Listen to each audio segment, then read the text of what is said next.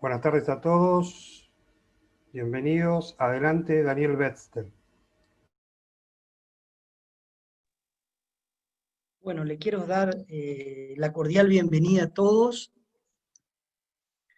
a este evento. Esto surgió como una iniciativa por la cantidad de preguntas que había sobre este tema, dudas que tenemos todos, que no sabemos qué hacer. Quiero agradecerle, bueno, primero esto se hizo con una iniciativa de la Cámara de Comercio y de Acara Salta. Eh, Entre ambos, trabajando en equipo, organizamos este evento. Quiero agradecerle al gobierno de la provincia que se prestó a colaborar, sobre todo a Matías Posada, que fue el de la idea, un poco que enseguida nos va a dar la palabra de apertura. También va a estar la doctora Paula Herrera, que es infectóloga del COE. Va a estar el secretario de Trabajo, Alfredo Batule, dándonos un panorama de la normativa, el coordinador del 911, y la idea es que todas las preguntas las vayan poniendo por el chat. Vamos a ir leyéndola al final a todos los participantes.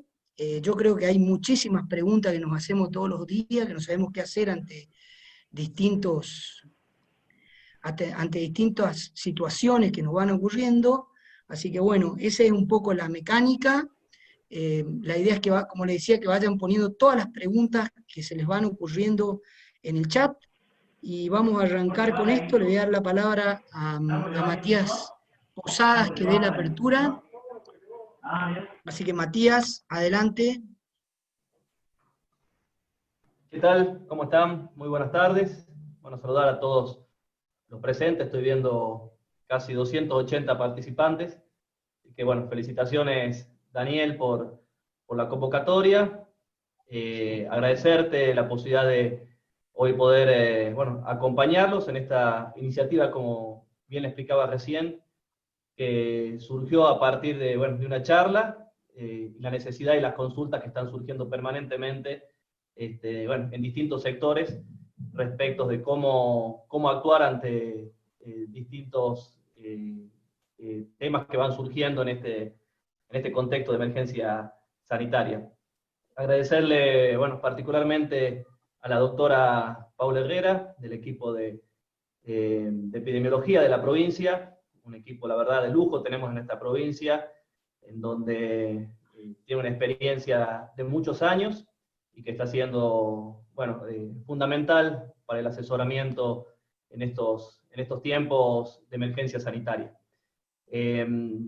Lo que hablábamos con Daniel el otro día son cuestiones que surgen en el ámbito de sus empresas, de sus negocios, que surgen también en el ámbito privado, público, y que son consultas que a nosotros nos hacen de distintos sectores. Por eso la verdad que nos pareció muy, muy importante esta idea de poder evacuar toda esta serie de dudas que surgen en este ámbito, y de esa manera también poder aportar en estos espacios con información ante tanta confusión que existe en esta situación.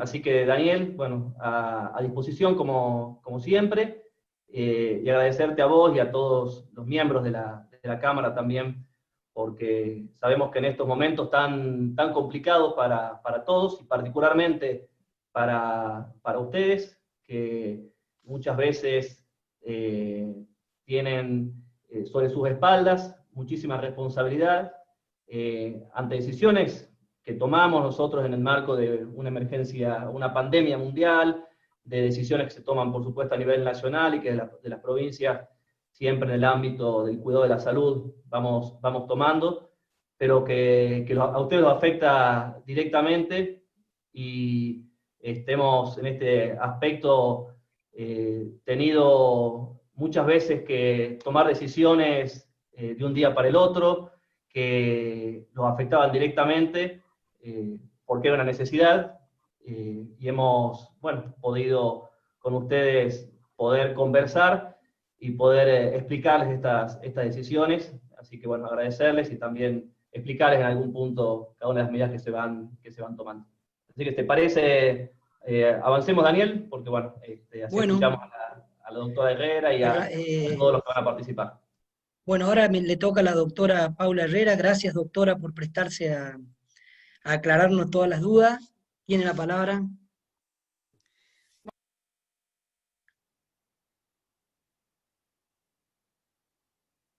Está muteada, Está doctora. muteada, doctora.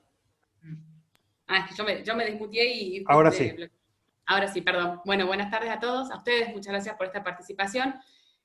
Bueno, la idea es capacitar. Sabemos que ante estas situaciones lo mejor que podemos hacer es acercarles conocimientos técnicos para poder manejarnos todos de la mejor manera posible. Así que bueno, la propuesta es hacer una mini introducción, ahora les voy a compartir mi pantalla con una clasecita cortita de 5 diapositivas, lo más corta y concisa posible, como para introducir en el tema algunas definiciones para que nos queden claras, y después, bueno, vamos a seguir, vamos a despejar las dudas que tuvieran, ¿sí? Ahora les comparto mi pantalla. Así, ahí la veamos.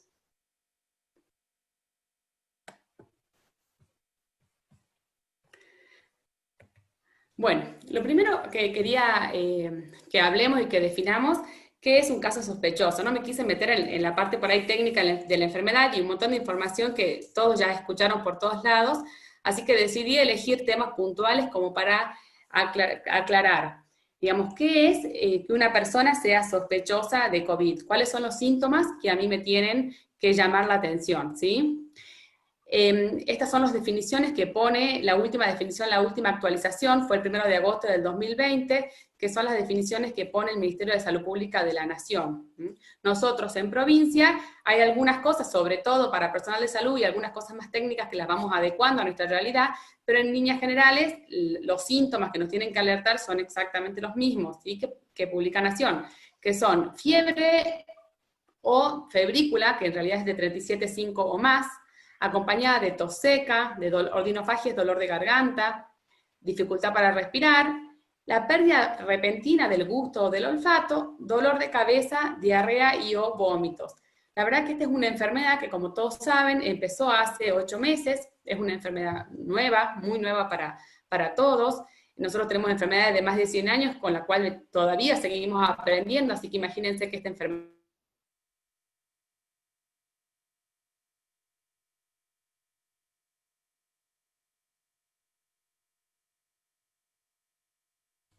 Se volvió a mutear, doctora. me dice que me silencie el hospedador. Ahí está. Perdón. Bueno, le decía que es una enfermedad muy nueva de la cual estamos aprendiendo permanentemente y que tiene una multiplicidad de síntomas muy grandes. Con lo cual, ante la duda, lo primero que yo tengo que hacer es contactarme con el servicio de salud, ¿no? Si me preguntan cuáles son los síntomas más frecuentes, hoy por hoy que estamos viendo, sobre todo son la pérdida de olfato y de gusto, es como el más característico. Estamos viendo muchos pacientes con dolor de cabeza, solamente dolor de cabeza, pero no un dolor de cabeza habitual. Las personas que tienen alguna enfermedad como migraña o algunas otras enfermedades habituales que dan dolor de cabeza, este es un dolor de cabeza diferente, ¿sí? Que no es el habitual, que es sostenido, que a veces no calma con una medicación habitual, y puede producir también cuadros gastrointestinales. Es importante conocer los síntomas y darlos a conocer por ahí a sus empleados y a la gente con la que uno trabaja, porque ante cualquiera de estos síntomas tenemos que levantar una alerta. No todas las personas presentan todos los síntomas, le diría que la mayoría, y en la mayor cantidad presenta síntomas muy leves. Pero esta enfermedad tiene dos características. Una es que es muy contagiosa, que encima somos todos vulnerables a contagiarnos porque la mayoría de la población en el mundo no ha tenido contacto con esta enfermedad, entonces es muy contagiosa, y también que es muy traicionera, por así decirlo, porque puede ser que hoy por hoy estemos con un cuadro completamente leve, nos consideremos asintomáticos, y empecemos con síntomas y pueda volverse una enfermedad grave de un día al otro, ¿no? Entonces, eso requiere que levantemos el estado de alerta, y que si yo digo, no, bueno, a mí me agarró leve, me duele la garganta, me quedo en mi casa y no me contacto con el sistema de salud, puedo desarrollar un cuadro grave en las horas subsiguientes. Con lo cual, tengo que, si yo soy contacto estrecho, que ahora vamos a hablar, si empiezo con síntomas, tengo que contactarme con un sistema de salud porque necesito un control, aunque sea por telemedicina, por teléfono, de acuerdo a la obra social que la maneja, que le presta salud a esa persona, pero necesitamos un control y un seguimiento para detectar síntomas de alarma en forma temprana y no llegar tardíamente a requerir una internación, ¿sí?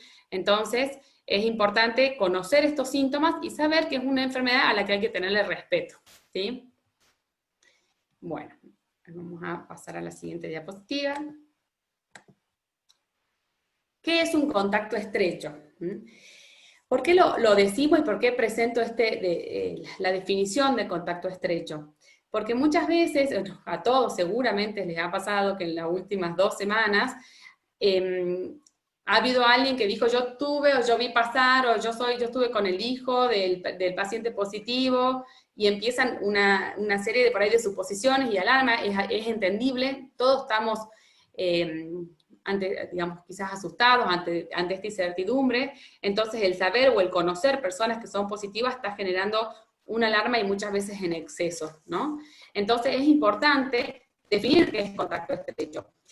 Ustedes, bueno, no sé si todos saben, pero cómo funciona el sistema de salud cuando hay un caso positivo, más allá de que ese caso positivo sea atendido o asistido por el sector público o por el sector privado de salud, todos los casos positivos, todos los laboratorios, tanto públicos como privados, nos informan a nosotros a epidemiología los resultados y nosotros nos ocupamos de avisarle a primer nivel y pasarle los resultados a primer nivel. Primer nivel serían los centros de salud, como para que se orienten, y cada centro de salud, de acuerdo al domicilio de la persona positiva, se comunica con esa persona que es confirmada, por más que esté en domicilio, y le pide el listado de contacto estrecho, ¿sí? Entonces, cada persona positiva, o sea que si yo estoy enferma, yo tengo que recordar. Lo más importante son las 48 horas previas a mi inicio de síntomas, o sea, si yo empecé con síntomas hoy, viernes a las 3 de la tarde, tengo que pensar con quién estuve desde el miércoles a las 3 de la tarde hasta hoy, a menos de 2 metros, más de 15 minutos y sin tapaboca. Yo y la otra persona. Entonces, cada enfermo hace su listado de contacto estrecho y primer nivel se comunica con cada una de esas personas y les indica el aislamiento y los pasos a seguir, ¿sí? Y si es necesario, que es lo que estamos hablando en algunos casos, se le emite una constancia de que es contacto estrecho y eso es lo que debe presentar en su empleador la persona que es aislada como contacto estrecho, ¿sí? O sea, no es que yo me autodefino contacto estrecho, me define la persona junto con el profesional de salud que evalúa la situación y me dice si soy contacto estrecho o no. Y ante la duda, o sea que si yo creo que soy contacto estrecho, se va a comunicar conmigo primer nivel seguramente. Pero ante la duda, no sé, yo tengo conexión con esta persona que dio positiva y me considero yo un contacto estrecho y nadie se comunicó conmigo, lo ideal es que yo me contacte con mi sistema proveedor de salud, con la gente de la obra social, con el centro de salud, con un médico, con el médico que yo particularmente tenga, con un profesional de salud, para que yo pueda evaluar si realmente corresponde o no aislarme, por considerarme contacto estrecho, y que me emite una constancia de que lo soy en el caso que lo fuera, ¿sí?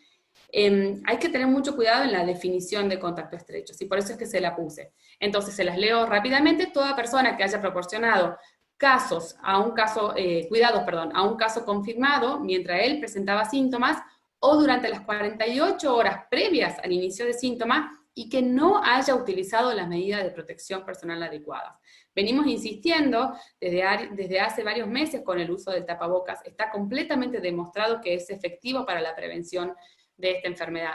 Entonces, digamos, si todos usáramos bien el tapabocas, debería haber muy poquitos contactos estrechos, y la verdad es que por cada caso nos surgen 20 o 25 contactos estrechos en las últimas 48 horas porque no han utilizado bien las medidas de protección adecuadas.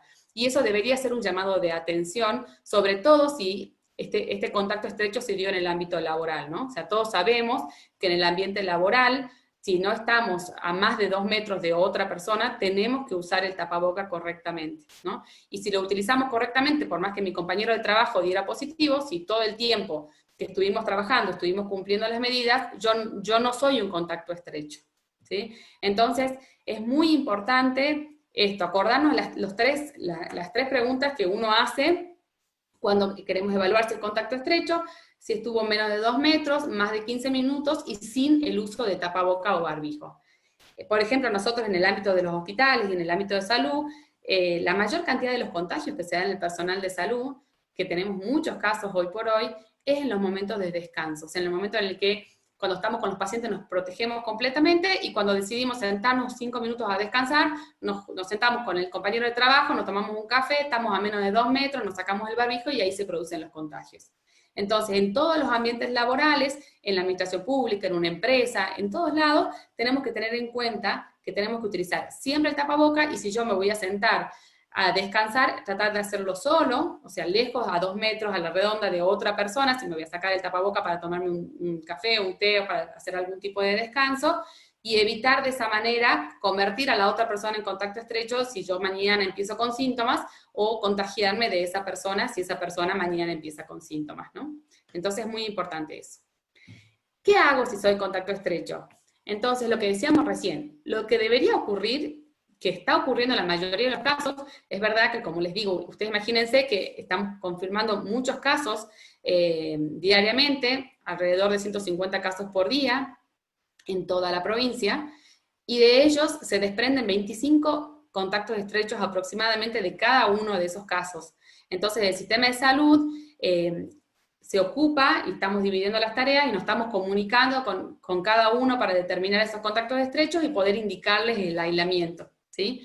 Entonces lo que debería ocurrir es eso. Sabemos que quizás hay una demora en el contacto con esta persona, por eso lo que se recomienda es que si uno se considera contacto estrecho de un positivo, se comunica con un personal de salud, como les decía recién, y le emite una constancia. O sea, no me puedo yo autodefinir contacto estrecho y autoaislarme. Lo tiene que hacer un profesional de la salud, ¿sí? Entonces, cuando me defina contacto estrecho, que seguramente el profesional de la salud se lo va a explicar qué es lo que tiene que hacer, lo que corresponde es aislarme en domicilio, si es que mi domicilio dispone de las condiciones necesarias. Si no dispone, ya hay algunas instituciones intermedias que ya el sistema de salud las va determinando, pero lo ideal es aislarme en domicilio, en lo posible en una habitación individual, con baño privado, evitar compartir vajillas con el resto de los convivientes, y en espacios comunes con mi familia, si tengo que salir a algún espacio común, utilizar siempre el tapabocas, ¿sí? Pero lo ideal es aislarme solo en una habitación durante esos 14 días y estar atento al inicio de los síntomas que hablamos inicialmente. Si tengo síntomas, me tengo que comunicar de vuelta con mi proveedor de salud, que generalmente cuando somos contactos estrechos, tanto el sistema de salud pública como ya algunas obras sociales, y hay otras que todavía estamos ahí tratando de agilizar la implementación, hacen un seguimiento tanto en domicilio de los contactos estrechos como de los asintomáticos también en domicilio, y los llaman por teléfono todos los días o días de por medio para preguntarles si tienen algún síntoma. En el caso que tuviera algún síntoma y no me llamó nadie, yo me contacto con un proveedor de salud y ingreso en el protocolo de caso sospechoso, que una vez que lo ingreso va a depender, por supuesto, de si yo tengo algún factor de riesgo, si soy diabético, si soy hipertenso, si tengo obesidad, si fumo. Entonces, si tengo factores de riesgo y tengo algún síntoma, el médico sabrá decirme si puedo igual cursar mi enfermedad en mi domicilio o necesito internarme por alguna condición de riesgo que yo tuviera o por algún síntoma de riesgo que yo tuviera. Y es muy importante, cuando yo soy contacto estrecho, descargar la aplicación Salta COVID, porque además esta es una forma en la cual se vigilan mis síntomas y genera una alerta al sistema de salud, en el cual cuando tiene un sistema como de semáforo, que de acuerdo a mis síntomas y a mis factores de riesgo que yo declaro en esa aplicación, se comunican conmigo del sistema de salud para poder recibir una atención lo más temprana posible, ¿sí? Bueno, y 2 palabras de las medidas de prevención general. El uso correcto de tapabocas. No hay que dejarlo tirado ni llegar a la casa y ponerlo en cualquier lugar. Tener en cuenta que el tapaboca, la superficie externa, si yo uso los que son lavables, por ejemplo los de tela, que es lo que generalmente se utilizan, los tenemos que lavar todos los días, ¿sí? O sea, yo llego a mi casa y no lo dejo tirado en cualquier lugar, lo meto siquiera en un baldecito con agua, después lo lavo con agua y jabón y ya es suficiente, después yo me lavo en mis manos y no tengo ningún riesgo de contaminarme, pero no lo dejemos al alcance de nuestros hijos, o tirados en el auto, que después eso está contaminando, y eso yo también me estoy poniendo en riesgo a mí y a mi familia, ¿no? O sea, tener en cuenta que el tapaboca es un elemento de protección personal que se contamina, tanto por dentro como por fuera, está súper contaminado, entonces tenemos que tener mucho cuidado. Si utilizo los barbijos quirúrgicos por alguna tarea en particular que ustedes realicen, si algunos son proveedores de salud o atienden pacientes o por diferentes circunstancias utilizan los barbijos que son de un solo uso, que son los quirúrgicos, son de un solo uso. O sea, ¿qué quiere decir? Yo lo termino de usar y lo tiro. No hay que reutilizar esos barbijos que son de un solo uso, ¿sí? Porque yo esos barbijos no los puedo lavar y están completamente contaminados. Acuérdense que el barbijo debe cubrir desde la nariz hasta abajo del mentón y tratar de cerrar completamente. Los barbijos que se atan no deben cruzar las tiras, tiene que ir la tira de arriba atada arriba y la tira de abajo atada abajo, porque si yo las cruzo, genero que se me haga una bolsita al costado y ahí no me estoy protegiendo yo ni protegiendo al otro, ¿sí? No utilizarlo tampoco en el cuello. Vamos a cerrar esto que creo que es lo que... No utilizar los barbijos en el cuello y no tocar el tapabocas mientras lo estoy utilizando, ¿sí? Es muy importante que, como le decía recién, está contaminado y no lo tengo que estar tocando porque me puedo contaminar. No sacarme el tapaboca, bajármelo un poquitito para hablar y volvérmelo a poner, entender que se escucha perfecto cuando tenemos puesto el tapaboca y que tenemos es un elemento de mucho riesgo y de mucha contaminación. Cada vez que yo me toco el tapabocas, me tengo que realizar una higiene de manos. La distancia social, que es lo que se viene hablando también hace mucho, estos son los 3 pilares más importantes de prevención de esta enfermedad. La distancia social es que mantenernos a una distancia de 2 metros, como les decía recién, si yo voy a estar sin tapaboca, por supuesto evitar las reuniones sociales en gran cantidad de gente, porque ahí es inevitable mantener las medidas de prevención, ¿sí? Si tengo que hacer alguna reunión, lo ideal sería en ambientes al aire libre, amplios, donde podamos mantener una distancia social. Y la higiene de manos, que es lo más importante asociado al uso de tapabocas, que tenemos que hacer una correcta higiene de manos, porque sabemos que el virus, si bien ingresa por vía respiratoria, por gotitas de saliva de otras personas que puedan estar en contacto conmigo, si yo toco alguna superficie donde cayeron esas gotitas de alguien que habló, que tosió, que estornudó, y me toco la cara, me rasco los ojos, me acomodo el barbijo y me rasco la nariz, o cualquier medida que pueda llegar a hacer, me puedo contagiar. Entonces, tener en cuenta siempre tener alcohol en gel cerca, saber que el alcohol en gel reemplaza completamente la higiene de manos con agua y jabón, a menos que la mano esté visiblemente sucia. No está recomendado, incluso está contraindicado el uso de guantes. ¿Por qué? Porque el uso de guantes yo no me puedo lavar las manos y da una falsa sensación de seguridad, entonces yo toco con el guante la superficie, la mesa, las cosas, la plata, lo que quieran, y después se acomodan el barbijo, se rascan el ojo, se rascan la nariz, y todo eso me contamina, o agarro el teléfono, celular, o me acomodo la ropa, y me contamina entera. En cambio, con la mano sin guantes, si yo toco superficies que puedan estar contaminadas, me pongo alcohol en gel, hago una buena higiene del alcohol en gel, y de ahí me puedo rascar el ojo, acomodarme lo que quiera, y no tengo ningún riesgo de contaminación. El guante no está recomendado para el uso en general, está recomendado para usos puntuales, y yo lo uso y lo desecho, ¿sí? No para la atención del público, y eso realmente está contraindicado porque se vio que genera mucho más riesgo del beneficio que me puede producir. El lavado en general tiene que durar 15 a 20 segundos, el uso de guantes, como les decía recién, nunca debe sustituir la higiene de manos.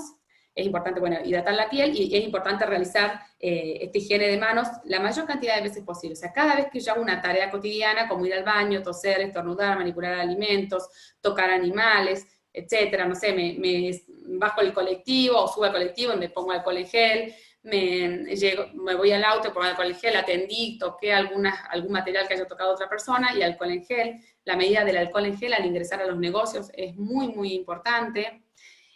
Aprovecho para comentarles el tema de la detección de temperatura por ahí en los negocios, que si bien nos ayuda a detectar, no ha sido el síntoma más frecuente, la fiebre, en todos los casos que venimos viendo en la provincia, con lo cual no nos confiemos con que si la persona no tiene fiebre, listo, no tiene coronavirus, entonces puedo no utilizar tapaboca, puedo estar cerca. Es el síntoma, le diría que es de los menos frecuentes.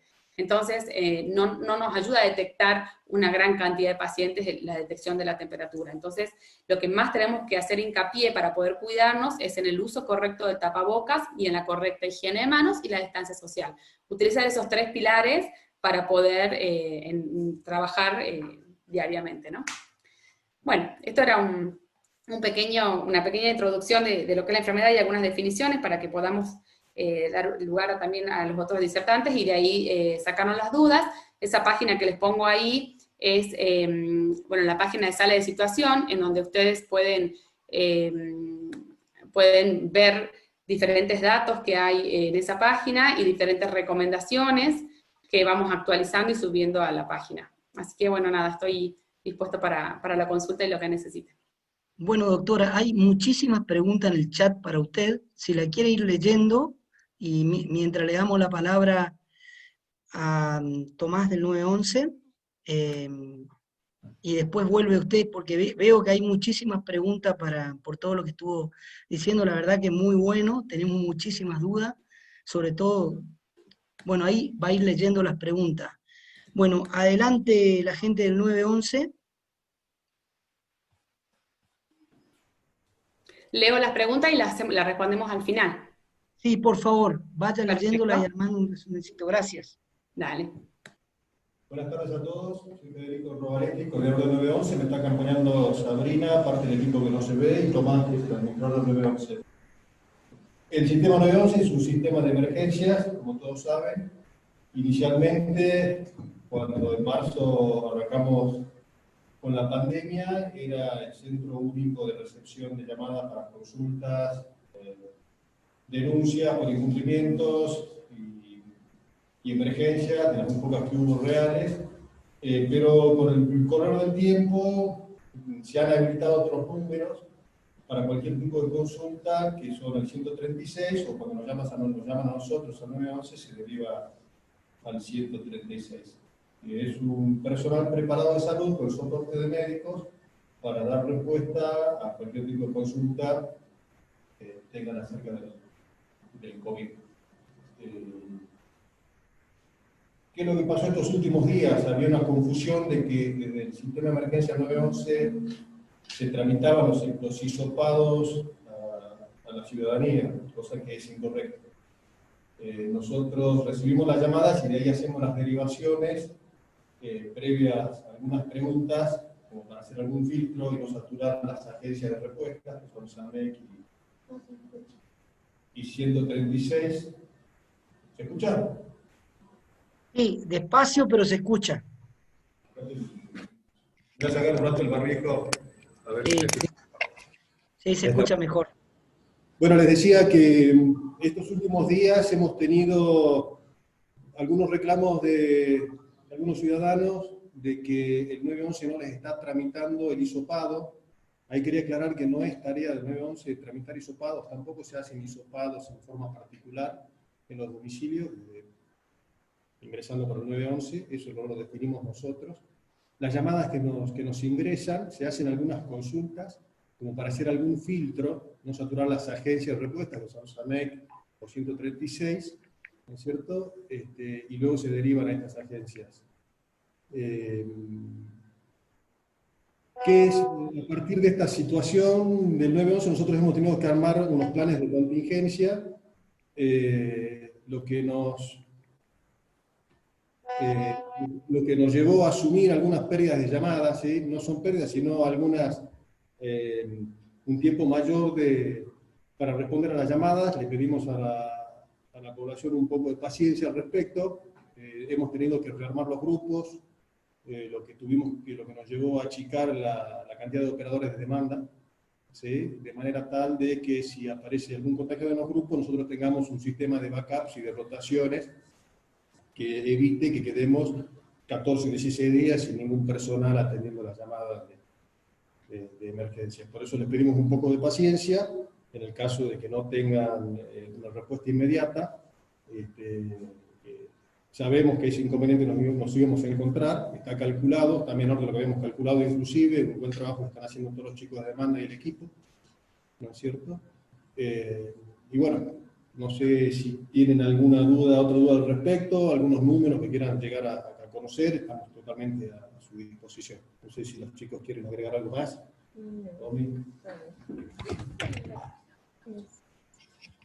Por ahí la idea era que nos cuenten cuándo tenemos que llamar al 911. Muchas veces preguntan si, por ejemplo, en los locales que tomamos la temperatura, si un cliente tiene más 39 grados, ¿qué hacemos? ¿No lo dejamos entrar al negocio o tenemos que llamar al 319 este que dijiste? En caso de que una persona tenga síntomas de los que dijo la doctora anteriormente, uno cuando llama al 911, automáticamente el 911 va a derivar o al 136 o al SAMEC, quienes son ellos las personas indicadas a través de una serie de preguntas en activar o no activar el protocolo. La línea 911 es una línea donde se atienden todas las emergencias.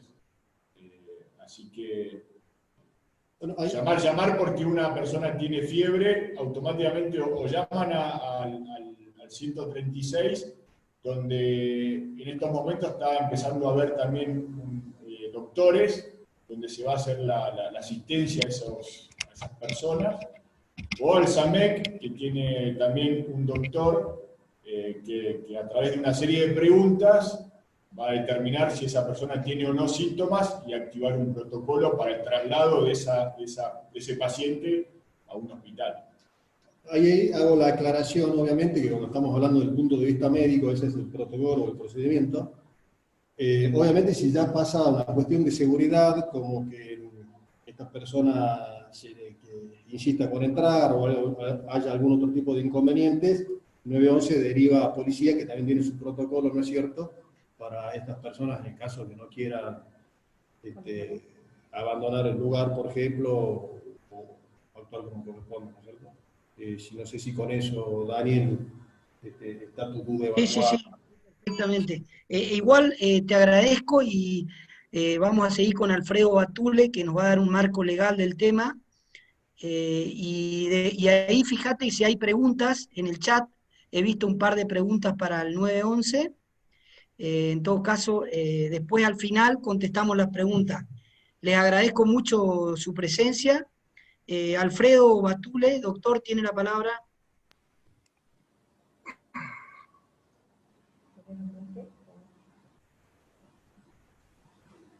Está muteado, Alfredo. No me conecté, pero me larga desde que lo conecté.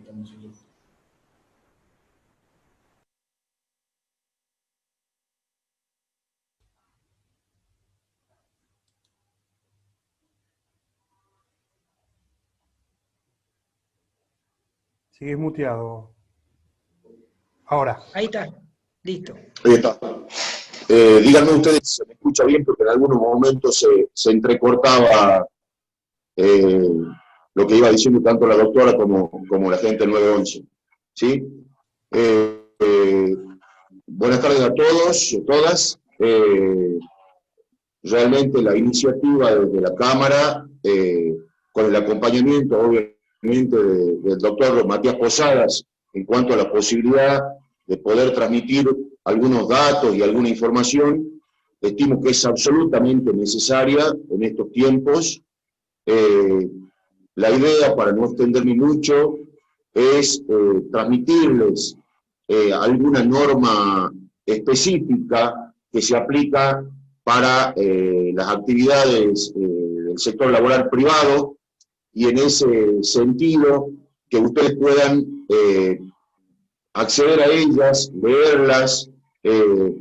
Este tiempo, desde marzo a la fecha, realmente la cantidad de normas jurídicas que se ha dictado, tanto en el ámbito nacional como en el ámbito provincial, es muchísima, pero entiendo que el acceso a esas normas, a esas recomendaciones y a esas reglas es absolutamente necesaria para que dentro del ámbito laboral podamos, tanto como empleadores como los trabajadores, encontrarse con la información necesaria y obviamente con la información que transmitió la doctora recién y con lo que ha manifestado la gente del 911, se pueda llegar a tener conceptos más claros a los fines de ver cómo se desempeñan tanto los empleadores como los trabajadores.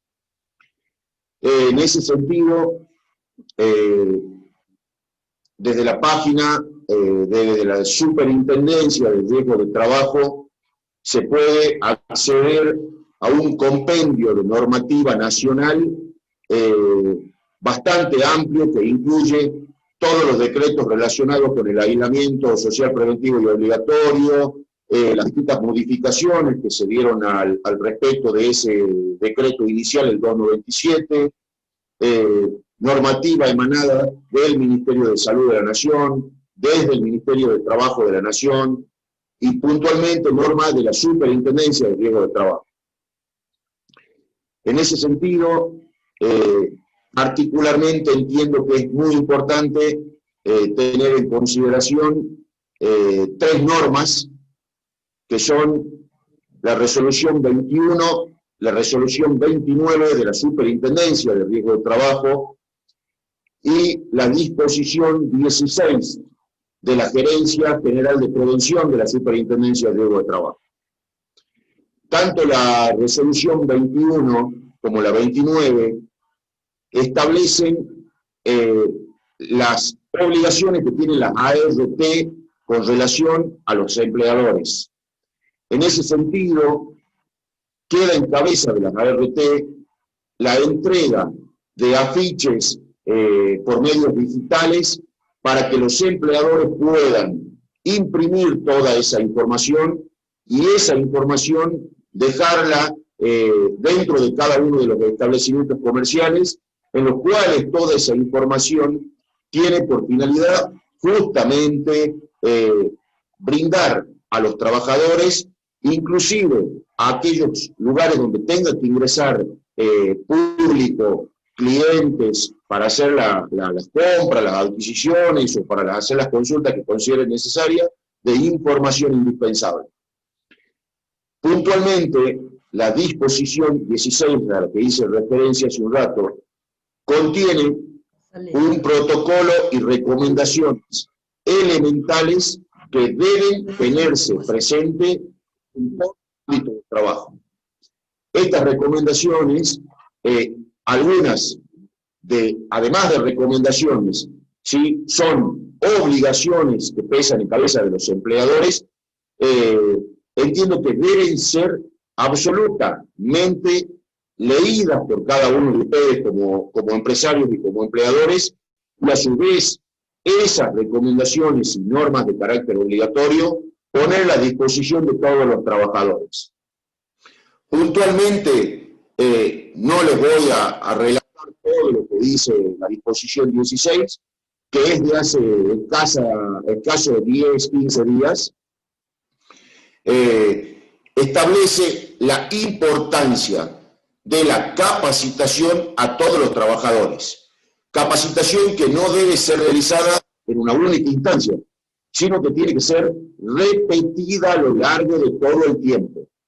Todo eso va acompañado de la información que acaba de dar la doctora Herrera, ¿sí?, de cuándo estamos en presencia de un caso sospechoso, cuándo estamos en presencia de un contacto estrecho, que obviamente son las situaciones que generan muchísimo temor en los lugares de trabajo y que obviamente esas situaciones de temor hacen que el trabajador entre en una situación de desconcierto de cómo actuar al momento de concurrir al lugar de trabajo o inclusive cuando está dentro del lugar de trabajo. Entonces, primordial considero que es la capacitación. De más está decir que todas las recomendaciones que acaba de decir la doctora Herrera son indispensables en el lugar de trabajo. El suministro de todos aquellos elementos de protección personal y aquellos kits necesarios para el aseo adecuado de las manos y demás, en los lugares donde no se pueda permanentemente concurrir a un baño para hacer el lavado de manos, realmente entiendo que es indispensable, ¿sí? Por otro lado, tenemos que tener de alguna manera diseñado dentro de la empresa alguna suerte de procedimiento sencillo destinado a la comunicación con los trabajadores fundamentalmente en los casos en el que el trabajador pueda comunicar a la empresa que tiene algún tipo de sintomatología relacionada con COVID, ¿sí? Que es lo que ocurre habitualmente hoy por hoy en los lugares de trabajo. Entonces, en ese sentido, este protocolo de recomendación establecido en la disposición 16, entiendo que está al alcance de la mano de todos ustedes como empleadores. En ese sentido también estimulo a ustedes como empleadores a recurrir a los profesionales que puedan brindarle a ustedes todo tipo de asesoramiento, ya sea técnicos, licenciados de higiene y seguridad, para aquellas empresas que tengan una cantidad importante de trabajadores, saber que en muchos de los casos es necesaria la concurrencia habitual de los profesionales de higiene y seguridad en los ámbitos de trabajo. Y en aquellos casos donde no sea obligatorio, igualmente tratar de recurrir a un profesional de higiene y seguridad, mucho mejor aún a un profesional médico que pueda brindar los asesoramientos y las informaciones necesarias a poner a disposición no solo de ustedes como empleadores, sino también de los trabajadores a los cuales ustedes, repito, deben brindar la información necesaria. También la resolución 21 o la 29, no recuerdo con exactitud, hace referencia a la obligación de las ART de brindar asesoramiento y asistencia a las empresas. Eso, fuera del COVID, estaba vigente. Mucho más ahora con el COVID, la posibilidad de recurrir a las ART para que las ART también le brinden información necesaria y que ustedes a esa información necesaria puedan transmitírselo a los trabajadores. Tengo que recalcar que desde hace 4 meses a la fecha, el COE ha comenzado a dictar normativa en este mismo sentido que las disposiciones dictadas a nivel nacional, que muchas de esas normativas hacen específicamente referencia a la actividad comercial. Esto relacionado con el horario, relacionado con qué pasa después de las 20 horas, quién puede abrir las puertas, quién no puede abrir las puertas, y entiendo que toda esa información también es accesible al sector empleador a los fines de que tengan la posibilidad de conocer con exactitud cuáles son las medidas a seguir. Tenemos inclusive aprobado a través del COE un protocolo para la actividad comercial, no que se aprobó ya hace unos cuantos meses atrás, que tal vez al paso del tiempo, ¿sí?, no está tan completo como estas disposiciones que les digo que ha dictado la Superintendencia de Riesgo de Trabajo, que obviamente emanan pura y exclusivamente con la intervención necesaria de profesionales de la salud. Entonces, en ese esquema, los invito a acceder a las páginas, desde acá de la Secretaría de Trabajo, para dar un ejemplo chiquitito de lo que hicimos. Implementamos en televisores que tenemos acá en la Secretaría, videos institucionales tanto del gobierno de la provincia como del Ministerio de Salud de la Nación, con información permanente y dando vuelta continuamente todo esto necesaria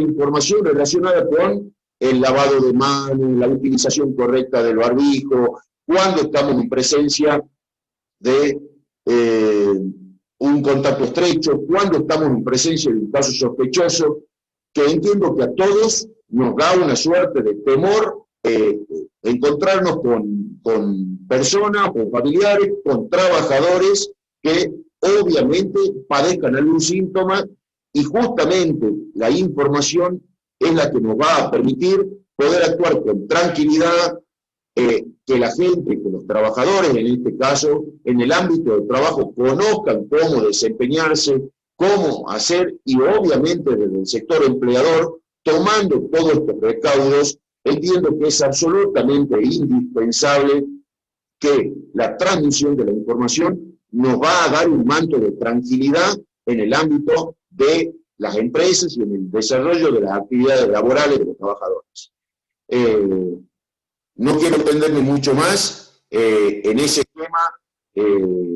Bueno, veo que están haciendo bastantes preguntas, ¿sí? Así que seguramente, Daniel, si lo consideras pertinente, que tanto la doctora como los compañeros del 911 puedan ir adelantando las respuestas de la exposición que ellos hicieron.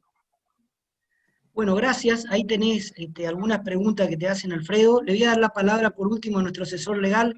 Lucas, no sé si querés agregar algo, es el asesor legal que tenemos con respecto al tema laboral. Hola Daniel, sí, gracias. Buenas tardes a todos.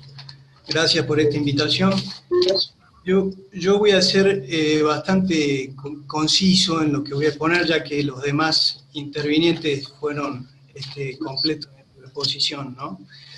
Puntualmente desde el sector laboral, empresarial, la cuestión práctica, que muchas veces les interesa más a ustedes del lado de la patronal, incluso vi alguna pregunta relacionada. Acá hay que tener en cuenta fundamentalmente el tema de los ausentismos, ¿no? En una primera instancia, por decreto 260-20, decreto de necesidad y urgencia, se establece el aislamiento obligatorio por 14 días a las personas que sean consideradas como caso sospechoso, se encuentren con diagnóstico positivo, sean en contacto estrecho o hayan arribado al país de zonas afectadas. Por su parte, el COE de Salta establece algunas otras circunstancias que también vale la pena merituar, que son simplemente más descriptivas y más propias de la zona. En cuanto a la reglamentación que se dio sobre ese decreto, es importante destacar la resolución, ya la encuentro, 620, perdón, no la encuentro acá, no la tengo anotada, pero está dentro de las indicaciones que están en la página de Superintendencia de Riesgo del Trabajo, las que citó Alfredo. Ahí hay un compendio bastante importante de toda la normativa extendida hasta el momento. Ahí establece que las ART tienen obligación de considerar a las enfermedades, al contagiado por COVID como enfermedad profesional. Por lo tanto, tienen que realizar las prestaciones en especie y dinerarias en forma inmediata. Esto hay que hacerlo, compatibilizar obviamente con el régimen general de ley de contrato de trabajo, en donde la primera instancia, los primeros 10 días son siempre a cargo del empleador, ¿no? Después sí la asume en forma presuntiva, como dice el decreto de necesidad y urgencia, se la establece como enfermedad profesional y después sigue todo un trámite legal para ver si efectivamente está dentro de las consideraciones para cubrirse en el régimen, pero en primera medida las RT tienen la obligación de cubrirla, ¿no? Ahora, dentro de los requisitos, sí o sí necesitan el PCR, o sea, tienen que tener una prueba de diagnóstico positivo. Y tienen que haber tenido, en los casos que se exige, el permiso de circulación y de que estaba efectivamente prestando tareas. En los casos que son considerados sospechosos o de contacto estrecho, irremediablemente va a quedar la cobertura para la patronal en los términos del artículo 208 de la Ley de Contrato de Trabajo y subsiguientes. Ahora sirve para esto, porque muchos preguntaron, incluso me hicieron la pregunta antes, de cómo justificamos esto. Bueno, la doctora, la infectóloga Paula Herrera ya lo dijo, hay que comunicarse con los centros de salud y se les extiende una constancia de casos sospechosos. Yo creo que con eso sería suficiente para el empleador a los fines de acreditar la incomparecencia o la ausencia al trabajo durante los 14 días que obligan a mantenerse aislados. ¿Qué herramientas quedan para el empleador? Bueno, las mismas que en cualquier situación de licencia. Control médico, si es posible, y en su caso el control de que efectivamente se esté haciendo el aislamiento. Eso en términos generales, Daniel, así que me pongo a ver si hay alguna pregunta más específica como para ir respondiendo más puntualmente. Bueno, doctora, ¿quiere arrancar usted? Que veo que había muchísimas preguntas. Sí, Yo perfecto. después le tengo una también. Bueno, no hay problema. Bueno, ahí yo me anoté un poquitito como porque hay varias preguntas que hablan de lo mismo, así que vamos a ir contestando generalmente, pero no haber quedado ninguna fuera. La primera pregunta era si cerraban una de las empresas, si uno cierra el local porque tuvo un caso positivo yo de COVID. No hay ninguna indicación de cerrar. Para eso son todas las medidas que yo hago de prevención. O sea, si nosotros utilizamos el tapaboca, nos lavamos las manos, hacemos una correcta higiene de nuestro local, es justamente para que si hay una persona positiva, no contagie al resto. O sea que en realidad, si yo hice las cosas bien con las medidas de prevención, no debería ni aislar a ningún compañero de trabajo, porque todos estaban usando tapabocas supuestamente, ni tener que cerrar mi local. ¿Sí? O sea, justamente las medidas son para que si hay un caso positivo, todo pueda seguir funcionando. Si no, no tomemos ninguna medida y ante un caso cerremos, ¿no? Entonces, no hay por qué cerrar una empresa ante un caso de COVID. Hay que extremar las medidas de prevención. Fijarnos si hay 2 compañeros de trabajo que dieron positivo, ¿qué hay que hacer ahí? Fijarnos qué estuvieron haciendo mal y corregirlo para que no vuelva a pasar, ¿no? O sea, ¿qué pasó? Estuvieron en algún momento sin el tapaboca puesto, estuvieron a menos de 2 metros, no cumplieron con las medidas de seguridad, entonces ajustar eso que nos sirva de alarma para que esto no nos vuelva a pasar con otros casos, ¿sí? Pero no debiéramos cerrar ningún negocio, ni ninguna oficina, ni pública ni privada, por un caso de COVID, si yo hice como administrador de esa institución todo lo que correspondía, ¿sí?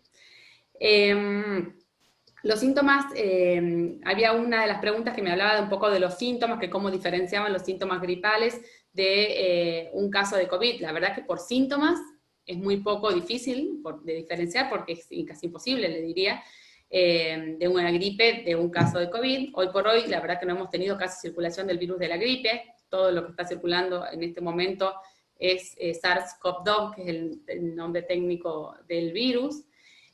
Acuérdense que cuando yo les mostré la primera diapo de casos sospechosos, son 2 o más de esos síntomas lo que me hacen pensar que soy un caso sospechoso, y en el caso que yo sea un contacto estrecho de un paciente confirmado, con uno solo de esos síntomas ya me convierto en un caso sospechoso. Bueno, y ahí, como ya dijeron todos los otros disertantes, de acuerdo a mi cobertura, de acuerdo a si corresponde a RT o a una obra social, yo me tengo que comunicar con el sistema de salud si presento síntomas, para, de acuerdo a eso, seguir todas las normativas de casos sospechosos, ¿no? Detectar, como les decía hace rato, si soy factor de riesgo, si me tienen que internar, o me puedo quedar en mi casa a cursar la enfermedad con los signos de alarma. Hablando, ya que estamos hablando de casos, había varias preguntas de las pruebas diagnósticas. Tenemos diferentes pruebas diagnósticas para esta enfermedad. La PCR, que tan conocida se hizo, es una prueba muy específica que se hace por hisopado y que detecta la presencia del virus. O sea, nosotros en todas las enfermedades, nosotros le decimos métodos directos o indirectos. Métodos directos es que me detecta la presencia del virus, y métodos indirectos que me detecta la presencia de los anticuerpos, que es la respuesta que cada persona hace frente a cualquier agresor, frente a cualquier germen, ¿no? Que también son bastante específicas. En este caso, como en varias enfermedades respiratorias, los anticuerpos no nos sirven para diagnóstico en general. Son una herramienta más en un contexto individual que hay que ir utilizándolo, pero en general no sirven para diagnóstico. Si yo quiero hacer diagnóstico de una persona con síntomas, lo ideal es hacerle un hisopado nasofaringeo y la detección de la presencia del virus en el cuerpo de esa persona. Los anticuerpos tienen otra utilidad. Cuando en esas preguntas que me hacían hablaban de test rápido también, en general hay 2 tipos de test rápido, uno que detecta anticuerpos y otro que detecta presencia del virus.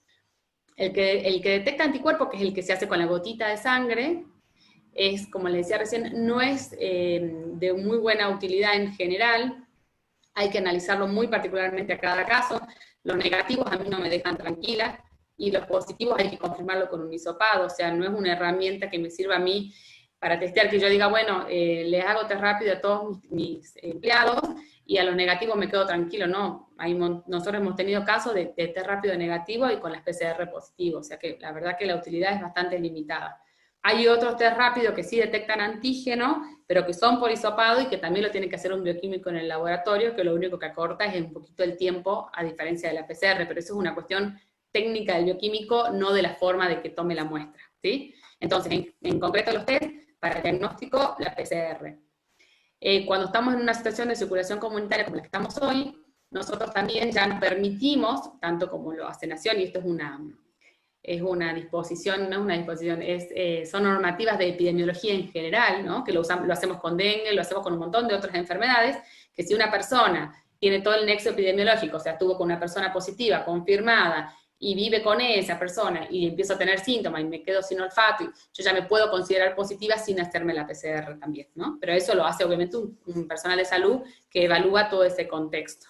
Entonces nosotros ya a esta altura podemos confirmar por nexo, que es lo que nosotros le decimos, sin laboratorio. Esos son el tema de los test. Después, ¿qué pasa? Otra pregunta que hablaban era, hablando de los pacientes en particular, antes de ir a otro tema, el contacto del contacto del contacto. No, la única persona que se tiene que aislar es el contacto estrecho del paciente confirmado. O sea, si yo soy hermana de la persona que estuvo con un paciente positivo, no soy yo la persona que me tengo que aislar. Se tendrá que aislar mi hermana, se estudiará mi hermana, y si mi hermana da positiva, veré si yo soy contacto estrecho de mi hermana.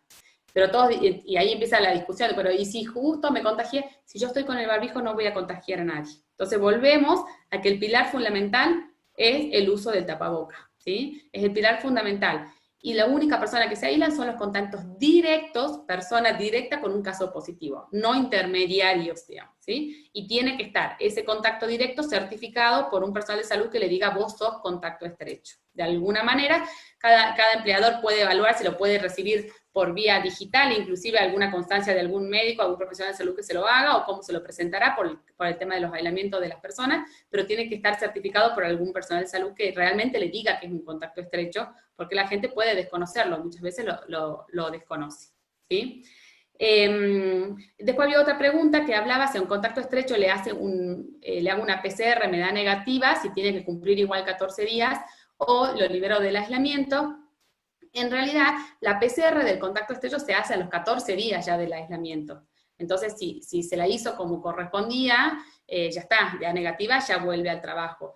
El contacto estrecho, nosotros cuando contamos, había también otras preguntas que hablaban de cómo cuento los 14 días. Si es contacto estrecho y es aislamiento por contacto estrecho, se cuenta 14 días desde el último día que estuvo en contacto con la persona positiva. O sea, si yo estuve en contacto sin uso del tapabocas y con todas las medidas de contacto estrecho, no sé, el día 10, cuento 14 días desde el día que estuve en contacto con esa persona. Si soy conviviente, bueno, desde el día del diagnóstico de mi paciente, de mi familiar conviviente, ¿sí? Y si es de un caso enfermo, de un caso confirmado, depende. Si tiene síntomas, son 14 días desde el inicio de síntomas, y si es asintomático, son 14 días desde el día que me hago la PCR y me da positiva. Desde el día que me toman la muestra. Ustedes saben que la verdad que están saturados tanto los laboratorios públicos y privados, entonces a veces estamos teniendo más demora de lo que quisiéramos en los resultados, pueden demorar hasta 2 días. Entonces yo cuento desde el día que me toman la muestra, no desde el día que recibo el resultado. ¿Sí? Bueno, y por último, creo que referente a los pacientes, más o menos creo que haber contestado todas las preguntas. Un paciente sintomático se tiene que comunicar, me preguntaban a quién, con su proveedor de salud, con su obra social, con su ART o con el sistema público de acuerdo a cada situación. Y en cuanto a la limpieza de los locales, había también varias preguntas. Que preguntaban si el amonio cuaternario era lo mismo que el alcohol o la lavandina. En realidad es un virus que es bastante sensible, inclusive al jabón, al detergente, lo destruye, ¿sí? Tener en cuenta la limpieza, que es lo que yo siempre recalco. Acuérdense que este virus lo transmitimos con las manos. O sea, la limpieza tenemos que hacerla pensando dónde tocaron las manos de las personas. O sea, no tiene ningún sentido ponerme a desinfectar el piso con productos súper costosos, si en realidad nadie va a tocar el piso, se va a acostar en el piso generalmente de acuerdo al lugar que dispongan o cada una de sus empresas, pero en realidad mucho más importante y mucho más factores de riesgo son el picaporte, la llave de luz, las mesadas, los lugares donde tocan las manos. Nosotros le decimos las zonas altamente tocadas. Esos son los lugares en donde yo tengo que desinfectar y poner énfasis en la desinfección, y lo ideal es tener un protocolo de limpieza en el cual le podamos marcar a la persona que realiza la limpieza y que ella que deje constancia en algún papelito a qué hora limpió cada una de las superficies. Y lo ideal, si son lugares de atención al público, por lo menos hacer 3 veces al día una correcta limpieza y dejar la constancia de realizarla. Acuérdense que si por algún motivo no la puedo realizar, si yo toqué una superficie altamente tocada, si me pongo alcohol en gel, listo, también corto la transmisión, ¿no? Son diferentes formas de cortar la transmisión que la tenemos que ir ayudando. En cuanto a cuál es mejor, la verdad es que para el piso con un detergente común es más que suficiente, y para las superficies podemos preparar. La lavandina es un buen producto, pero hay que tener en cuenta que la lavandina tiene 2 desventajas. Una, que se inactiva con la luz, que yo la tengo que diluir a la lavandina, y que cuando la utilizo la tengo que diluir y utilizarla en ese momento. Si yo la dejo más de 1 hora en un frasco transparente, la lavandina se inactiva con la luz, el cloro se inactiva y no tiene ningún efecto desinfectante. Entonces lo tengo que utilizar en el momento. Y otro que es muy corrosivo. Entonces hay que tener cuidado de cómo lo utilizo. Si lo tengo que preparar, es 1 litro de lavandina, perdón, 1 litro de agua y 20 centímetros cúbicos de lavandina, la solución ideal. El alcohol, para utilizarlo para limpiar superficies, tiene que ser al 70%, el alcohol puro no sirve, tiene que ser al 70%, y al 70% preparado como corresponde, no lo puedo preparar yo al 70%. Generalmente son industrias farmacéuticas que lo preparan y lo venden al 70%, ¿sí? Porque si yo lo preparo con agua común, no estoy sabiendo bien las diluciones, y eso puede generar algún error en la preparación e inactivarme completamente la solución. Los amonios cuaternarios son muy buenos, lo único que hay que tener en cuenta con los amonios cuaternarios, igual que con la lavandina, que en la mayoría se inactivan con sustancia orgánica. ¿Qué quiere decir eso? Que yo tengo que pasar sí o sí agua con detergente primero, limpiar la superficie y después recién desinfectar. Porque si hay sustancia orgánica o sustancia sucia, el lugar donde yo voy a limpiar, también se inactiva. Entonces primero tengo que sacarle la suciedad, la tierra, la suciedad visible y recién desinfectar. Hay algunos productos que nosotros utilizamos para los hospitales que hacen los 2 pasos de limpieza y desinfección, pero esos ya son por ahí productos más específicos, son más costosos y son para, digamos, no justifica para la frecuencia con la que uno tiene que limpiar. Lo más importante es que esté limpio, agua y detergente, les digo que es lo mejor, porque eso, el detergente inactiva toda la capa externa del virus, la desarma y le inhibe su poder de transmitirse a otra persona. Entonces con una buena limpieza y lavarnos las manos, eso sería más que suficiente. Bueno, y acá las últimas preguntas que estoy leyendo, que preguntan si hay que desinfectar mi ropa o indumentaria como prevención. En realidad lo ideal es que si vamos a trabajar tengamos una ropa de trabajo exclusivo, eso sería lo ideal. O sea que cuando yo vuelvo a casa, si puedo antes de salir del trabajo me cambio, depende de cada tipo de trabajo. Sé que esto es un grupo muy heterogéneo y difiere mucho en qué tipo de trabajo uno utiliza, pero como para que les doy un ejemplo, o sea, hasta inclusive en los hospitales y en todo tipo de atención a nuestros pacientes tenemos una ropa exclusiva para esos lugares. Antes de salir de esos lugares nos ponemos la ropa de la calle y volvemos a casa. Si quieren, cuando entran a casa pueden, no hace falta el rociarse con alcohol, no sirve para nada, ni con lavandina, ni nada, eso está totalmente desaconsejado. Lo ideal es cambiarse la ropa, el tema de los zapatos al entrar a casa. Si yo tengo chiquitos que van a estar jugando en el piso, lo ideal es sacárselo, no rociarlo con lavandina, sino dejarlos afuera directamente, o en algún lugar, en alguna cajita, algo que yo guardo ahí los zapatos y entro sin los zapatos. Si tengo chicos en edad de estar en el piso, ¿no? Que están jugando en el piso. Si no, la verdad que la incidencia del piso, como les digo recién, en transmitirme la enfermedad es casi nula. Bueno, no sé, ahí están apareciendo más preguntas. Las cabinas sanitizantes están desaconsejadas por la Sociedad Argentina de Infectología. La verdad que no tiene mucho sentido las cabinas sanitizantes, no tienen un efecto, un impacto en la transmisión de la enfermedad en sí. Es mucho más importante lavarnos las manos. y si máscara y barbijo es necesario, si yo voy a estar a menos de 2 metros de otra persona y no voy a tener protección ocular, en algunos casos, para algunas tareas en particular, es mejor tener o las gafas o la máscara junto con el barbijo. Pero eso sobre todo, por ejemplo, en atenciones de atención al público muy concurridas, etcétera, que no voy a poder respetar las distancias de 2 metros, ¿no? O si yo tengo, por ejemplo, en algunos lugares en donde tenemos el acrílico que nos separa de la atención al público, ahí con el barbijo ya es suficiente. Bueno. Entonces, doctora, digamos, para que quede claro, porque es lo que más nos preocupa, cuando vienen los empleados porque se enteran que un primo o alguien tuvo, hasta que el Ministerio de Salud no decrete que es un contacto estrecho, nosotros tiene que seguir trabajando, digamos, básicamente. Totalmente, o se tendrá que comunicar con su médico, con el médico. O sea, tendrá que traer un certificado y de última será la empresa, como pregunta veo una de las preguntas, si le decretan 14 días, será la empresa que, por ser un contacto estrecho, puede pagar el PCR para que se lo haga antes. No, hacer el PCR antes no tiene sentido, qué bueno que lo nombró, porque en realidad la PCR se puede positivizar en los 14 días, en el transcurso de los 14 días. Si yo me hago una PCR, yo estuve en contacto ayer con una persona positiva y hoy me hago un PCR y me da negativo, no me descarta que yo me haya contagiado, ¿no? O sea, por eso es que se habla de 14 días, si no sería mucho más fácil. La enfermedad puede manifestarse o esa PCR puede positivizarse en el transcurso de esos 14 días. Lo más frecuente es que se positivice entre el día 5 y el día 9, es la franja más frecuente, pero sabemos que se puede positivizar hasta el día 14, entonces no hay que cometer el error por ahí de salir a pagarle la PCR y que vuelva. Hay que hacer hincapié en las medidas de prevención. Yo creo que lo que más tenemos que digamos, decirle a nuestros empleados, tanto dentro del trabajo como fuera del trabajo. Estamos en una situación muy compleja, el virus está circulando, cualquiera de nosotros puede ser positivo. Si nosotros nos cuidamos y nos ponemos barbijo y estamos con otra persona con barbijo, por más que yo sea positiva y sea asintomática, no voy a contagiar a nadie. Sí, es muy importante lo que usted está diciendo, me pasó a mí, lo pongo como ejemplo, creo que le pasó a muchos, que a un camionero nuestro le dio el test rápido positivo en el viernes, yendo a Jujuy.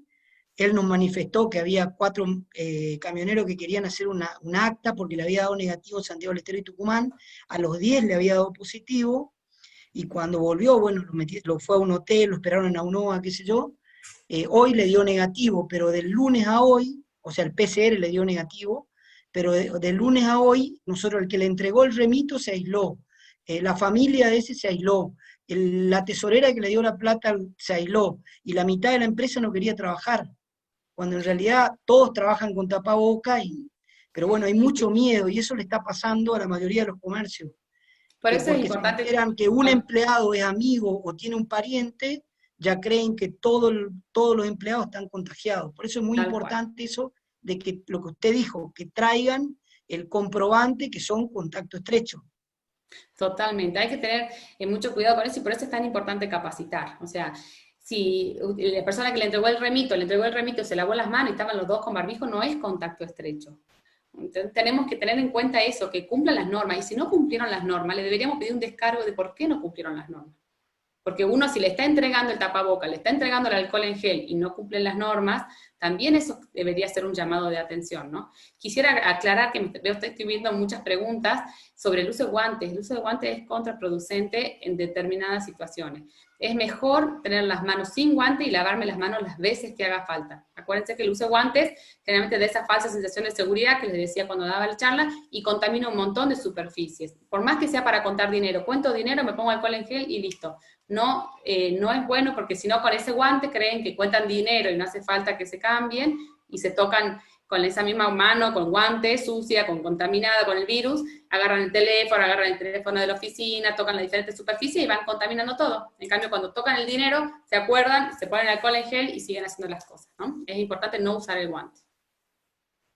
Sí, ahí hay una pregunta para los doctores Batule o Sacchetti que dicen que si no está prohibido pedirle el certificado de contacto estrecho al empleado, si no había una normativa de esas.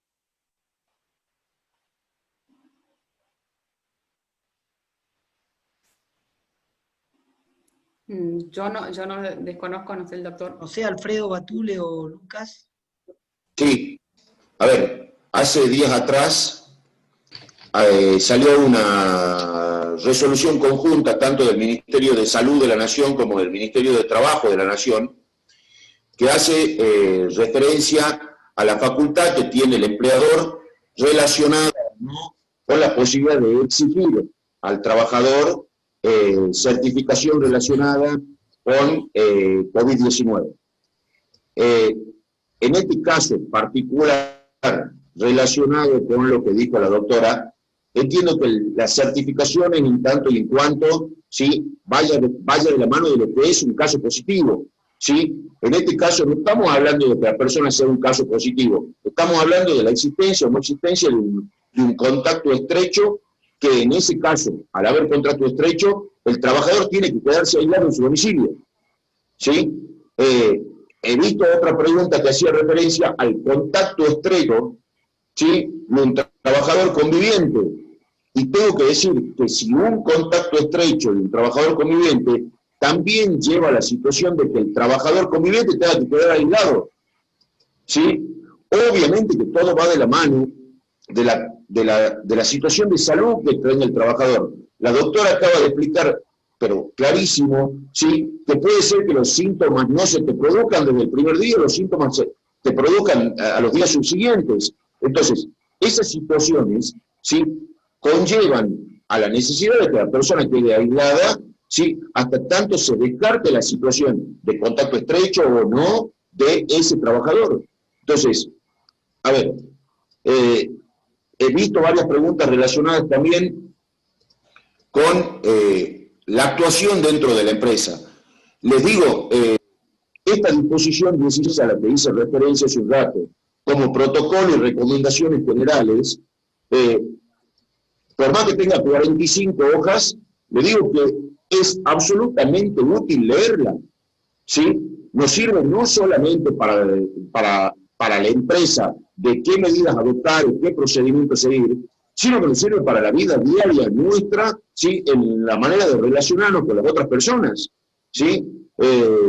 Y creo que con esa normativa, más las resoluciones que emanen del COE, ¿sí?, he visto preguntas también relacionadas con un cliente que no quiera ponerse tapaboca, ¿sí? El cliente que no quiera ponerse tapaboca no puede ingresar a un comercio, pero directamente no puede ingresar a un comercio, ¿sí? Entonces, las dudas son muchas.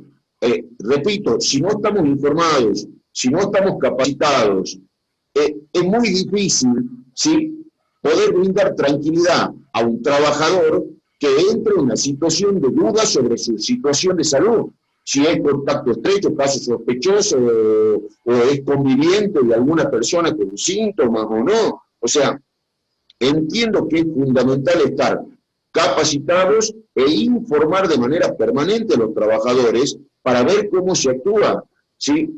Veo preguntas relacionadas con trabajadores que de manera absolutamente irresponsable han violado la normativa emanada del COE relacionada con esto de la prohibición de juntarse en grupos. Entiendo yo que lo primero que sale intuitivamente es decir, voy a aplicar una sanción. Pero antes de aplicar la sanción, entiendo que al tipo lo tenemos que capacitar. Si no lo estamos capacitando, y dije hace un momento, la información y la capacitación no es aislada. Tiene que ser a lo largo del tiempo, de manera permanente durante la estadía del trabajador en el ámbito de trabajo, ¿sí? No olvidemos que desde marzo está la recomendación puntual del Ministerio del Trabajo de la Nación de tratar de disminuir los planteles de trabajo, poder entrar en esquemas de rotación de personal para que justamente entre ellos tampoco no tengan contacto. La doctora fue muy clara cuando hizo referencia a la correcta utilización de los elementos de protección. Si a los trabajadores están con barbijo, no están reunidos en los lugares de trabajo, más allá de lo que implique una cuestión de la relación pura y exclusivamente laboral, no vamos a estar en presencia de personal que tenga contacto estrecho en el ámbito del trabajo. Entonces, entiendo que es absolutamente fundamental. Nos consultan también sobre cuáles son páginas. Les digo, en Google pongan Superintendencia de Riesgo de Trabajo, ingresan a la página oficial de la Superintendencia y van a encontrar, ¿sí?, el compendio normativo de COVID-19. Si ingresan a la página del Boletín Oficial de la Provincia de Salta, van a tener el compendio de la normativa COVID, donde se puede acceder de manera directa a todo lo que sea la normativa emanada del COE. Si entramos a la página del Ministerio de Salud de la Nación, encontramos videos institucionales que justamente nos dan la posibilidad de acceder a información inmediata de cómo actuar en algunos casos con contacto estrecho o cuando estamos en presencia de casos sospechosos. Entonces, justo ahí, compendio de emergencia sanitaria coronavirus. Ahí está el compendio de la normativa, ¿sí?, de lo que es todas las disposiciones que se fueron dictando desde la provincia y están las normas del COE. Entonces, a ver, tenemos las herramientas a la mano muchas veces, nos resulta tal vez difícil acceder a las mismas, pero les digo, es simple, tenemos al alcance de la mano normativa, ¿sí?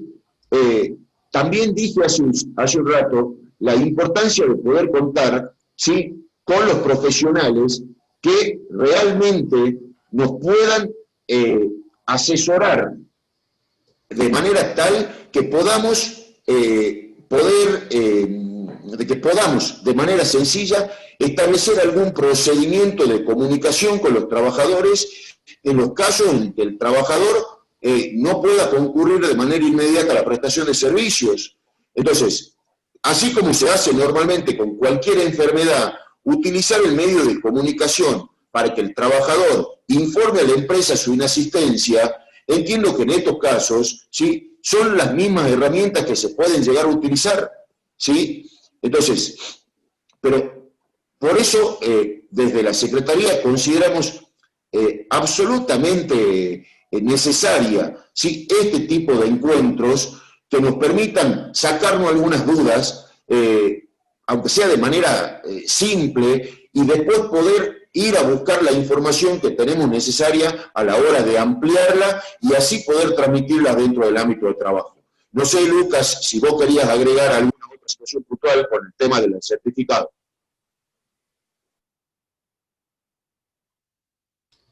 Sí, la pregunta estrictamente era si había una prohibición para requerir cierta documentación al empleado que se considere caso sospechoso.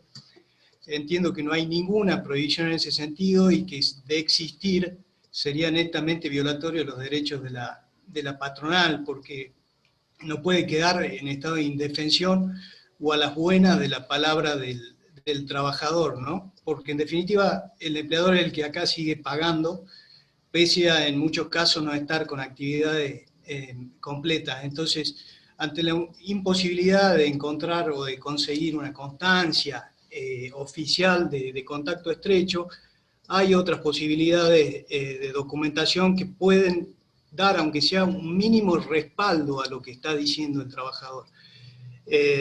A mí se me ocurre así al pasar, si es un caso estrecho de un COVID positivo, con presentar el PCR de esa persona y acreditar el vínculo, también es suficiente para acreditar o justificar la inasistencia. Hay distintas alternativas que pueden servir en estos casos, considerando la extrema situación de excepcionalidad que se vive hoy, ¿no? Pero en ningún caso el trabajador puede estar dispensado de presentar una justificación para no concurrir a trabajar, salvo que el empleador se lo permita, obviamente, nada más. Yo quisiera aclarar algo ahí. que nos podemos comunicar, como les decía, es importante por ahí tener una constancia de un personal de salud, o sea, porque muchas veces nos creemos que somos contacto estrecho, entonces es importante comunicarnos con un personal de salud, con el médico de la obra social, con el médico de la empresa, con algún personal de salud al cual yo le pueda exponer, aunque sea una consulta telefónica, que de alguna manera, aunque sea virtual, me emite un certificado que realmente sí corresponde y sí soy un caso, contacto estrecho de un caso confirmado. Para evitar, porque la verdad que hay mucho desconocimiento, mucho miedo, y por más que uno lo repita por todo lado y 10 millones de veces a la definición de contacto estrecho, no terminamos de hablar y ya alguien te dice, yo soy contacto estrecho porque tuve, y empieza el contacto del contacto. Entonces los profesionales de la salud están capacitados en poder determinar si es contacto estrecho o no, entonces estaría bueno, de alguna manera, sino que la empresa buscar la forma de que, no sé, por medio de medicina laboral o cada empleador lo podrá ver, que un profesional de la salud sea el que certifique si realmente esa persona es contacto estrecho o no. No existe del COE un certificado oficial de contacto estrecho, eso lo emite cualquier profesional de la salud. Cualquier médico puede dejar la constancia de que una persona es contacto estrecho de un caso confirmado. Ya lo deberá hacer cada profesional con la responsabilidad que eso implica. Doctora, ahí preguntan si el conviviente de un caso estrecho se convierte en caso estrecho. No, en realidad hay que analizar cada caso en particular. No, la primera medida sería un no. Hay que evaluar. Nosotros desde que yo soy contacto estrecho de un caso positivo hasta que yo empiezo a contagiar, pasan aproximadamente 48 horas. O sea, que si ese conviviente, no sé, hoy, mi marido esta mañana estuvo con un caso y nos avisan mañana a la mañana que esa persona era positiva, él a mí todavía no me contagió. Entonces, si mañana mi marido se aísla, yo quedo liberada, yo no soy contacto de contacto. El único que tiene indicación es el contacto estrecho del caso confirmado. Las otras situaciones la tiene que analizar un personal de salud para evaluar, justamente teniendo en cuenta la dinámica de la enfermedad, que uno no contagia hasta que no pasaron por lo menos entre 36 y 48 horas de haber estado con un caso positivo. Entonces, en eso también es importante, por eso digo que es muy importante la consulta con un profesional de la salud. Ahí tenemos, Lucas o Alfredo, ahí preguntan si, bueno, por un lado el empleado mayor de 60 años si está justificado en no ir a trabajar, y por otro lado, aquel trabajador que convive con personas de riesgo. Si No, tiene que trabajar. Las personas que conviven con personas de riesgo, en principio no están dispensadas de presentarse a trabajar. En principio no es así, salvo que tengan algún síntoma específico, ¿no? La otra pregunta, Daniel, perdón, yo la perdí. No, la de los mayores de 60 años. Los mayores de 60 años sí están dispensados de ir a trabajar por el decreto de necesidad de urgencia 260 del 20, los mayores de edad, embarazadas, los que tengan algún trastorno o padecimiento previo respiratorio, de diabetes, trasplantes, etcétera. Hay varias consideraciones ahí comprendidas de la gente que está dispensada de ir a trabajar. Y aprovecho para contestar esto, que había muchas preguntas sobre las obras sociales. Las obras sociales tienen la obligación de cubrir los test o el PCR frente al caso sospechoso. Tienen protocolos de la Superintendencia de Salud y en cuanto se identifica un caso sospechoso, tienen obligación de cubrir las prestaciones de PCR. O sea, no queda a cargo del empleador, salvo que el empleador las quiera asumir.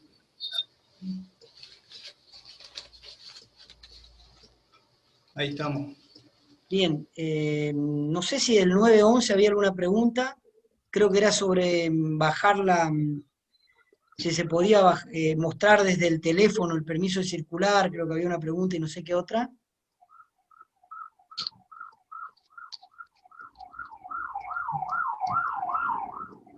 Hay muchas preguntas que ya dijimos en la clase, que si se va a compartir después la clase, para no repetirlas, Sí, si no se va a hacer eterno. exactamente. Que ya las dijimos. Sí, estaba leyendo todas las últimas, eso le vamos a pasar el video, va a estar disponible para los socios de Acara, las concesionarias va a estar a través de Acara, y para los socios de la Cámara de Comercio va a estar a través de la página de la Cámara de Comercio. Respecto a tu pregunta, si puedes utilizar el permiso desde el celular, sí, se puede utilizar, se puede mostrar el permiso desde el celular. De hecho, está permitido. No sé qué otra pregunta tenías para el 911, porque hay miles. hemos contestado algunas. Como en los casos de denuncias por incumplimiento del DNU, nos llaman al 911, el policía activa un protocolo.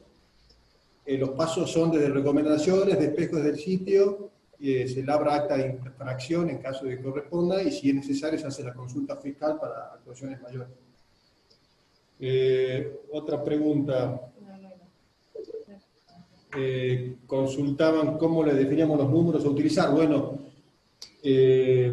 por contacto estrecho, consulta de salud, 136, o pueden llamar al 911 que los deriva al 136.